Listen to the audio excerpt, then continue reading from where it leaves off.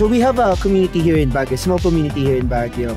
We are gladly that YGG has a road trip here, an event here in Baguio, so that we can know our members face to face. Diba? Pag online kasi hindi natin nakikita yung mga, and then we can get our community get stronger. Maraming first timer dito sa ating YGG road trip Baguio, especially students and from web to our traditional players sa event na. Nagkakilala po kami through Chalk Art Win. Po actually nakakilala yung NFTs by doing mga art tapos nabibenta mo sila, pero sa'yo talaga yung piece na ginawa. I'm inviting you guys hindi lang sa YGG, but if you have in real life event sa mga community nyo, just join.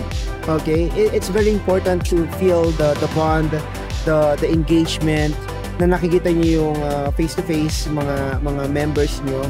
And yeah, I think that will make your community stronger.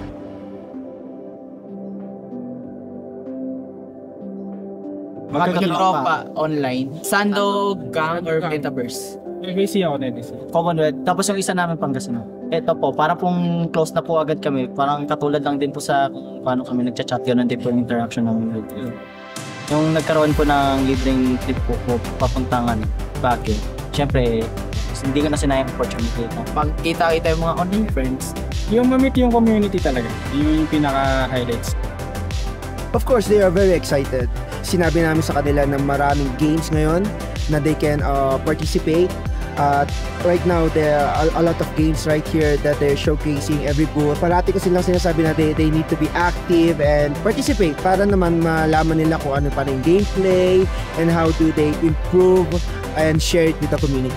It's amazing. It's really amazing kasi I cannot imagine na yung Web3 community in the Philippines per se is talaga very solid. There are lots of guilds in the Philippines. Across the Philippines, Manila or Baguio. And for here in Baguio kasi it's a key area in Northern Luzon. So yeah, we have some few people from Pangasinan, La Union, Ilocos inside our community as well. There's a lot of youngster here, students. They are hunger for technologies, especially the emerging technologies. They're very curious talaga.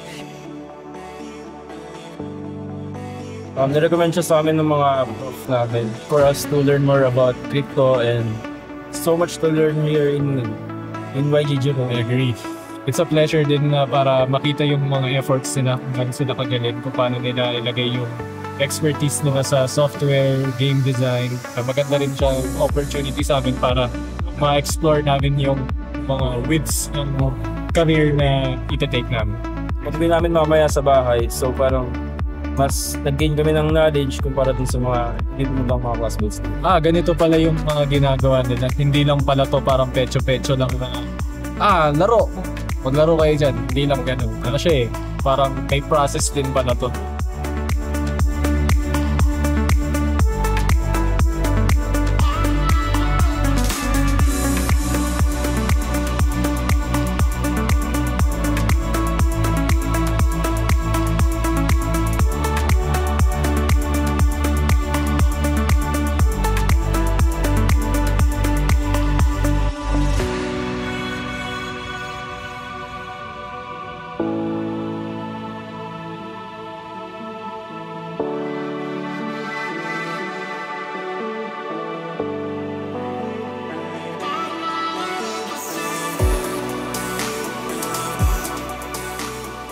Sabi kasi nila exciting activities sa loob since maraming booth. Tapos yung stamp, gusto ko rin makakuha ng stamp. Tapos yun, gusto ko ma-discover talaga yung nasa loob mismo. May libreng taho, may libreng ice cream. Lagi ko siya inaaya, pero yung food niya kasi hindi pa kaya. Pero ako ng jumbo po, pero ako ay GG. Manalo ka sa giveaway. Kasi ayun talaga, masaya. Nanalo ka sa giveaway? Hindi. Pero masaya yun, masaya.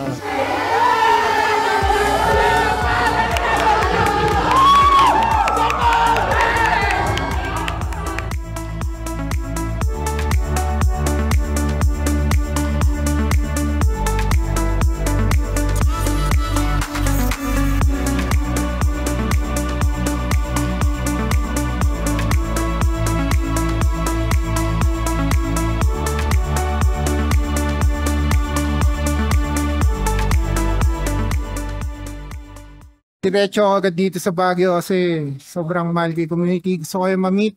Si Irene nandito. Okay, ka naman. Nasa TV na tayo.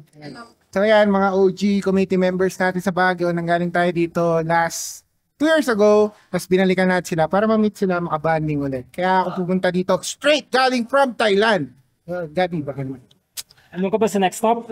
Siyempre, kita-kits tayo sa Cebu sa May 18. Yan, lilipad tayo. Lilipad ang team. Andun sila Gabby Dizon and yung iba pa natin mga sponsor. Makita natin yung mga kasama natin sa Cebu City. Okay. In 3, 2, 1. YGG Road in Cebu!